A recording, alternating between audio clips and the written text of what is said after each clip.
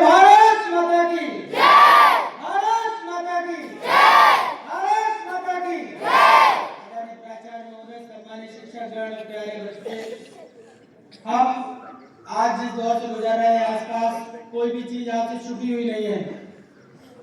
भारत हमेशा से बुद्धम शरणम गच्छामि का संदेश देता आ रहा है, लेकिन हमें समय समय पर युद्धम शरणम गच्छामि की ओर लौटना पड़ता है।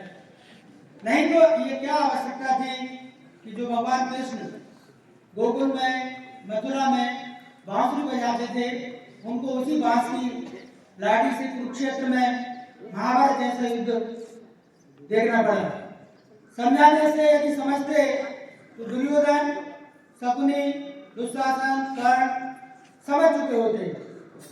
आज हम हमारे भारत की बात करें और आज से 1000 साल पहले भारत के नक्शे की बात करें तो आप देखेंगे कि बुद्धम शरणम गच्छामि जाने से भारत का नक्शा लगातार छोटा और छोटा और छोटा होता गया।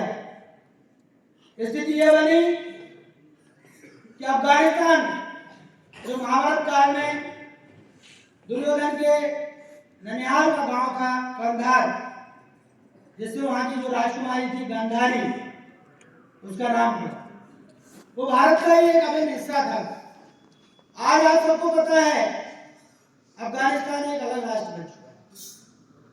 1947 के पहले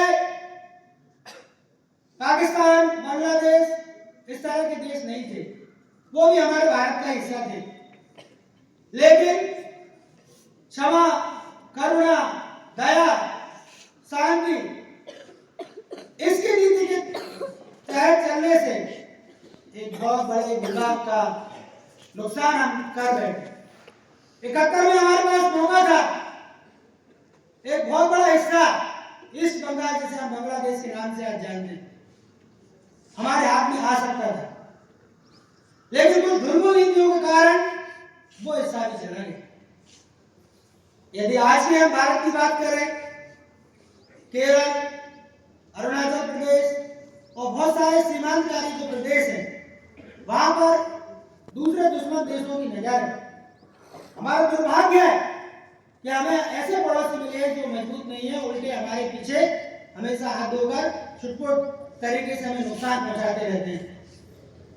मेरा आज कहने का यही उद्देश्य है, शक्तिशाली बनो, समृद्धशाली बनो। क्योंकि यदि हम शिक्षा की बात करें, एजुकेशन में हम पीछे नहीं रहे। नालंदा विश्वविद्यालय हो, तक्षशिला हो, आपको पता है ये वो विश्वविद्यालय है जहां पूरी दुनिया से लोग आकर चाहे फायर के दृश्य पढ़ रहे हैं, इंसान की यात्रा का विवरण पढ़े, हमें पता है पूरी दुनिया के लोग आकर यहाँ पर अध्ययन करते थे। जब डॉक्टर खिलजी ने नालंदा यूनिवर्सिटी में आग लगाई, 6 माह तक वहां की पुस्तकें चलती रही। तो ज्ञान के क्षेत्र में, वैभव के क्षेत्र में हम पीछे नहीं थे। हम तब भी सोने की चिड़िया कहलाते थे, लेकिन शक्तिशाली नहीं थे। कहीं ना कहीं ये शक्ति की कमी हमारे विध्वंस का कारण है।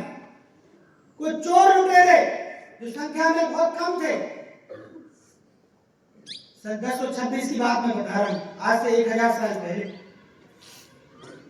महमूद गजनवी अपने कुछ चोर लुटेरे साथियों के साथ सवार होकर हमारे वैभव को लूटने आया। सोमनाथ के मंदिर पर उसने हमला किया। बहुत सारे राजाओं ने, वहां के जो राजा भीम थे, उनका विरोध भी किया, लेकिन और दूसरे राजाओं ने उसका साथ नहीं दिया। ये साथ ना देने की प्रवृत्ति, आपस में झगड़े की प्रवृत्ति भारत को पतन के गर्त में लगातार धकेलती है। और इस सोने की चिड़िया के पंखों को नोचा गया।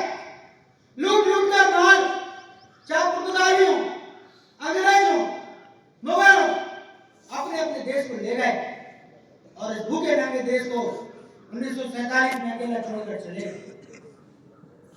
हम इतिहास से सबक नहीं लेंगे, निश्चित मानिए हम इतिहास पुनः दोहराएंगे। आज फिर से समस्याएं मुंह में खड़ी हुई। जो लोग जिन्होंने हम पर हमला किया, चाहे औरंगजेब हो, उनके नाम से औरंगाबाद, आप जहां का आश्रय करेंगे, दिल्ली में अकबर रोड, और जो आतताई थे उनके नामों पर हमारे यहाँ रोडों का नामकरण हुआ है। यदि अकबर मानते तो महाराणा प्रताप कौन थे? यदि औरंगजेब मानता तो छत्रपति शिवाजी महाराज कौन थे? और ये हमारे बच्चों को ना शिक्षा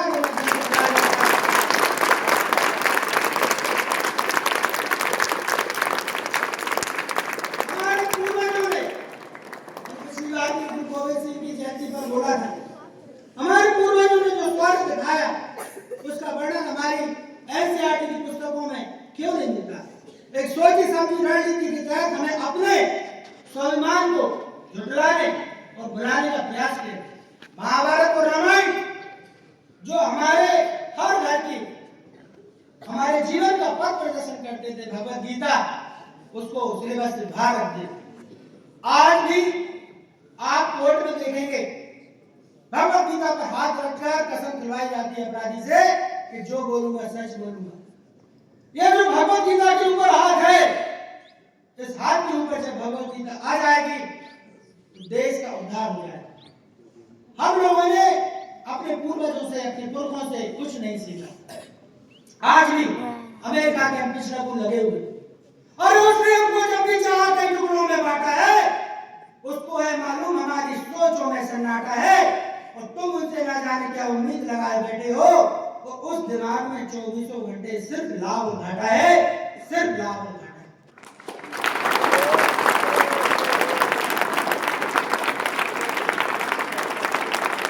और दुनिया में कोई भी काम का भला नहीं करना चाहेगा, कोई नहीं चाहेगा इंडिया विश्व गुरु बने।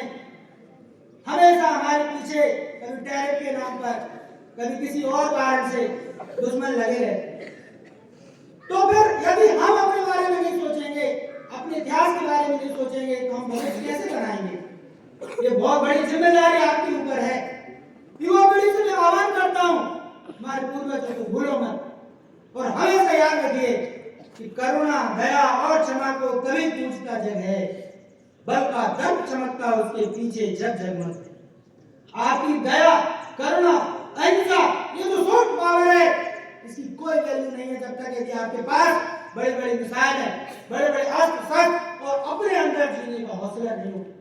शक्तिशाली बनिए, तकनीकी रूप से आगे बढ़िए, हमें कहीं से दूसरे देशों से युद्ध के हथियार ना खरीदने पड़े, क्योंकि बहुत बड़ा जो हमारी आय का स्रोत है, बिना इकोनॉमी के हम आगे नहीं बढ़ सकते। और ये हमारी अर्थव्यवस्था तभी समृद्ध हो सकती है जब हम प्रदेश में बनी वस्तुओं का उपयोग करेंगे। हजारों लाखों कंपनियां, विदेशी कंपनियां लूट लूट कर हमारा पैसा ले जा रही, पहले भी लूटा और आज भी लूट रही। आप खुद सोचिए कि ईस्ट इंडिया कंपनी जो व्यापारी बनकर हमारे देश में आई, 200-250 साल तक राज किया, आज ऐसी हजारों ईस्ट इंडिया कंपनियां देश में है। यदि एक ईस्ट इंडिया कंपनी 250 साल राज करती है तो आप 1000 में गुणा करके देख लें, हम क्या कभी आजाद हो पाएंगे उनसे? कभी नहीं। तो निश्चित रूप से आपको ये सोचना पड़ेगा कि हम जो भी प्रोडक्ट ले रहे हैं, जो भी सामान ले रहे हैं, हमारे इंडिया का बना हो, मेक इन इंडिया का हो, मेड इन इंडिया हो, इंडिया के लिए जिए, इंडिया के लिए मरे। जब देश की अर्थव्यवस्था मजबूत होगी तभी हम शांति कायम कर पाएंगे। इन्हीं शब्दों के साथ निभाड़ी विराम दूंगा। जय हिंद।